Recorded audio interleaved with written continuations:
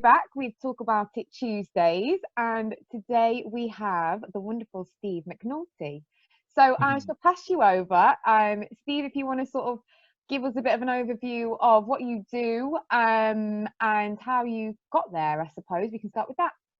Okay, yeah. Hi everyone, it's Steve McNulty.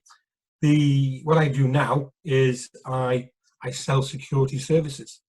So I do that on behalf of SGC Security Services at the moment. Yeah. I'm business development manager there. I've had lots of fancy titles in the past. Call me a cleaner, call me anything you want. I don't care. I'm here to do a job. Yeah. But where did it all start for me? So I've been in the security industry since 1984. Yeah. I know I don't look old enough, but honestly I am. I started off in the RAF regiment. So a forces background. When I left the RAF, I came out of security for a while, had a couple of jobs in sales and built my sales techniques and my sales experience up. Then I came back into the industry and was involved in my own business for a number of years. Yeah. So my own security company. So kind of fell into that. Friend of a friend was having problems with their company, and I started off as a non-exec director just to help them. Yeah. So they were really good at the operations side. Yeah. They weren't very good at keeping customers, Yeah. Yeah. communicating with customers, and getting new ones. Yeah. The company had a great story to tell. Yeah. But they weren't telling anyone about it. And that's it, isn't it? A business is what's that term? There's a sum of all parts. You know, absolutely. Even if you are excellent in one area, if you're lacking in other areas, you know, like the sales, like the relationship building, then you will struggle. And I think that's one of the things that I find, and not just in the security industry, with small businesses, especially if you're starting off, is some people are very good at what they do. So you've got a security background, you're very good, you know the operational side, you know how to get the right people in the right roles, but then it's that business side and building it and maintaining it. And so yeah, that's interesting. Was you. It's interesting you say that, because I ran the business and I thought I was pretty good at it. Yeah. I wasn't. I was good at elements of it. Yeah. The day I realized that what I'm actually good at is selling, communicating, presenting to clients, and I moved away. And I moved away from the stuff I thought I was good at, which is the operations, the running a business. Yeah. The less stress I now have in my life, and the more I'm enjoying being back in the industry. Yeah. You've got to adapt. You've got to go back to basics. The first thing you've got to do is communicate with your clients. Yeah. Let them know what other things you could be doing for them. Yeah. Yeah, that's also a really good idea. Because you've spent all that time already, haven't you, building those relationships? There was an advert on the TV, I think it was in the 80s or 90s, probably 90s, and it was an advert by British Telecom. And it was an advert, and the person doing the advert was Jeremy Clarkson. And he said, companies spend millions and millions of pounds trying to get new customers and new business. Yeah. And they hardly spend anything looking after the ones they've got. Yeah. And it's so true. In these times where things are difficult, if you keep communicating with them and giving them advice. Yeah. So their factory is now empty. Yeah. There's nobody in there. Who's looking after the alarms? If the alarm goes off, who's responding?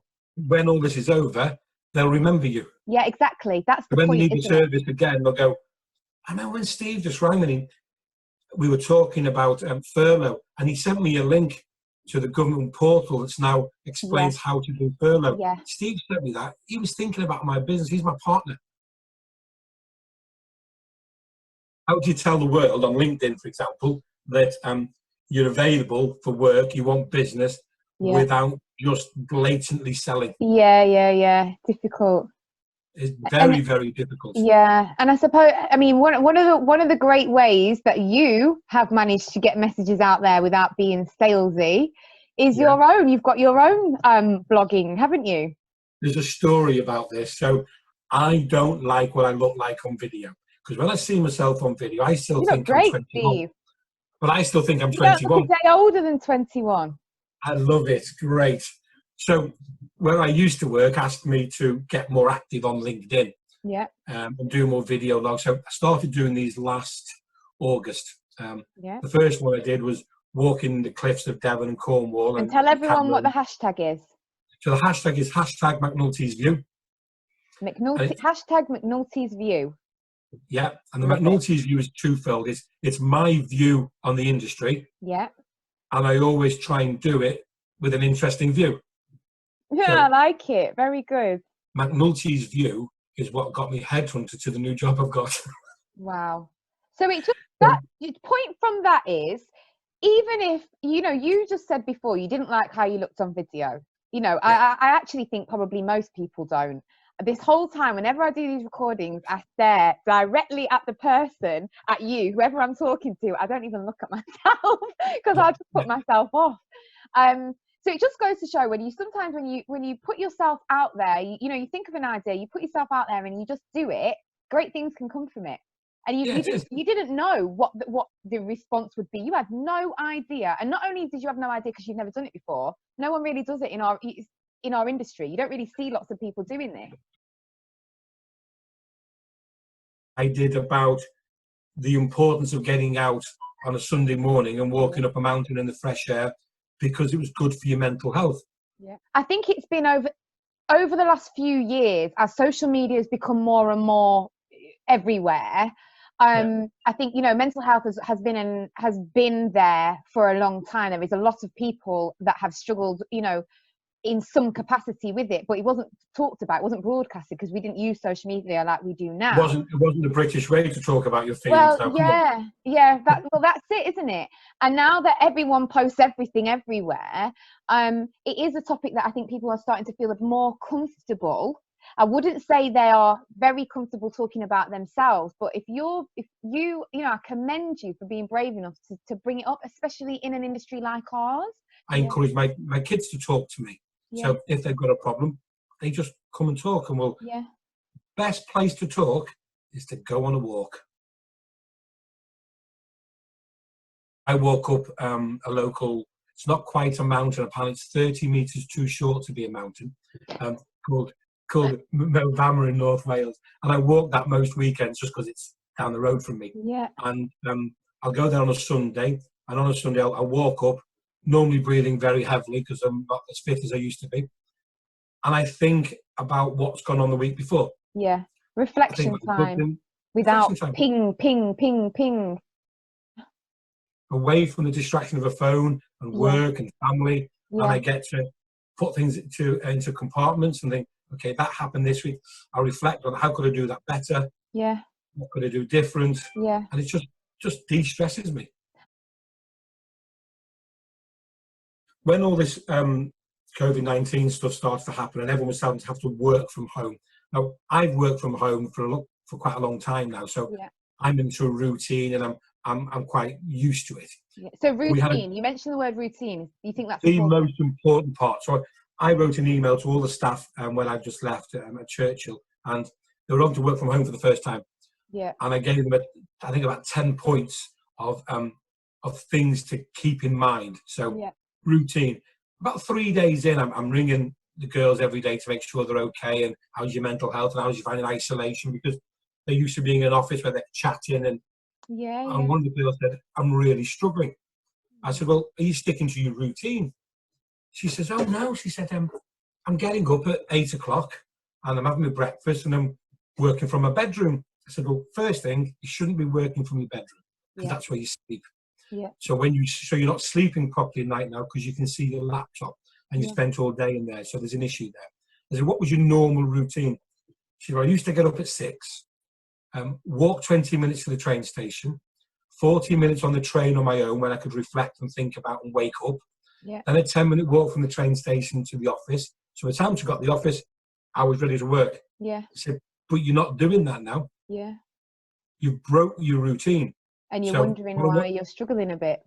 And that's why you're struggling. So I said, so tomorrow morning, don't get up at 6 o'clock because you don't need to. Yeah.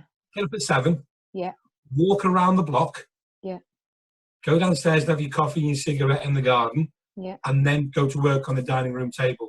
Yeah. 2 days later, she's back at it again. She's all bubbly. I think now is a really good time to evaluate what is important. You spend maybe 12, for people that work, really kind of have sold their souls to work. Is it worth it? I've done that. That Been car, that, worth it? And what would you say? Is it worth it, Steve? No. I've been in a position where I've had lots of my own businesses over the years. I've had a recruitment business. I've been involved in training. So when I had my recruitment business, I had 3 offices around the UK. Wow. I didn't see my daughter, who's now 18, I didn't see her grow up because I was too busy. Or do you accept that you made the decisions that you made and regret you do every single minute of it? Every single minute of it, because I sold the business when she was 7, and I came home and I had no relationship with her at all. Yeah. Yes, at the time we had a Bentley on the drive and we had all these exciting things. Yeah. I had no relationship with my daughter. Yeah. And then I made a couple of big business decisions and we lost everything. So we lost absolutely everything and had to start again. Yeah. It was strangely, one of the happiest times of my life. I can imagine. I mean, firstly, less pressure. When you have all these things to maintain, the pressure that you now have to maintain them all, both the actual physical things and the image, is huge. I wouldn't know because I've never had any of those. One of my friends was incredibly wealthy, and I'd lost everything, and he didn't know I'd lost anything. And about 3 months later, he said, Steve, I didn't know you'd lost everything. He said, I hadn't noticed. I went, good. Yeah. Because if all I am is material objects, I'm not the person I actually want to be. Yeah. Things like rejection and failure, you've got to realize that they're all part of the big plan and they're not even negative. I don't know how. I don't know how they. I suppose I do understand, because you when you fail or you do feel upset. Is the most basic word to use, but I really would like to try and push over my career span the idea that failure is not negative. It makes you feel bad because you were hopeful for something, but actually you have learned so much from it. And one thing I'll say is, other people that have seen you fail, you feel embarrassed. But I know that when other people watch you fail or see you fail, actually there's a part of them that is almost like, but they did it in the first place, and now they've learned from that. They're going to do something better. So there's actually almost that envy there, I think. Yeah, I say to my kids, a mistake is only a mistake if you do it twice. Yeah, it's mindset as well, how you see things, and that comes down to the whole mental health conversation we were having before. It's about you can see everything as negative, but you can also see all the negatives as positive, and it's not easy to do, and it's certainly at certain periods in your life it's almost impossible sometimes to feel positive. But in those moments, I think, just accept that you feel bad. Sit and watch the TV all day, eat rubbish food, do whatever you need to do to get through that day, and just the next day start again. Yeah. Don't ignore the bad things that have happened that day. Learn from them. Yeah. But don't dwell on them. Yeah. Because they'll just consume you. Because what can you do about it? That's the point, isn't it? Absolutely right. There's nothing you can do about something that's already happened. And if there is, create a plan, like write it down again. Don't keep it in your head. If there's something you can do, if there's steps you can take, I think, write it down, get it out of your brain, and then, whether it's the next day or the next week that you can deal with it, then you can start to deal with it. But most of the time we worry about things we can't change, and then we drive ourselves like round the bend. One thing we're going to come out of this, not even just within the security industry, across all sectors, is the ability to adapt, and the importance of being agile. And we'll ask you a question to anyone that might be listening. if we're lucky to get 5,000 listeners, let's have a listen. So we'll ask them a question. So during this unprecedented times where people have had to work from home and people have had to adapt and come to the front and all those kind of things, how many people out there have been shocked and surprised by the people that have swam to the top? How many of those employees have really shone through and gone the extra mile and surprised you in how they've actually adapted? Because I know from my experience, there have been a couple of people in the business I used to work for, I'm not going to mention names, who have surprised a lot of people because they are the people that have shone and swam to the top. And do you think that is because they've got the ability to do that now, because perhaps managers or leaders who may have been micromanaging or were unable to delegate, now that everyone's a little bit lost, they had the space to be able to to show off their innovation or I know you're probably right. They're doing an so amazing we want everybody watching this, if you have recognized somebody that has sort of shone during this period, tag them in the post and write a little comment about how you've seen them really adapt in the situation. and shone through. I think so, because I think I'm a massive advocate of giving people credit where credit's due. This has been interesting, hasn't it? It's been brilliant, and I mean we've gone way over as per usual. An hour and 15 minutes was that? I mean, it's been fantastic. Thank you so much. No, thanks for inviting me. I mean, I hope we didn't waffle on too. I didn't waffle on too much. We waffled on loads, but it's great. It's, I mean, that is the whole point of these. For me, I am learning so much. I mean, one thing I'm learning is that people I interact with a lot of people on a daily basis. I'm quite comfortable with doing it, but the more I've done of these, I'm just realizing that everyone's just a person, and conversations, everything about professional relationships actually boils down to personal ones. That is ultimately and this is, it's almost selfish of me to be able to do all of these and get to speak to so many amazing people and have just really random conversations. We all learn from each other, don't we? I've learned a lot today. There was one topic I would love to get into one day with you, is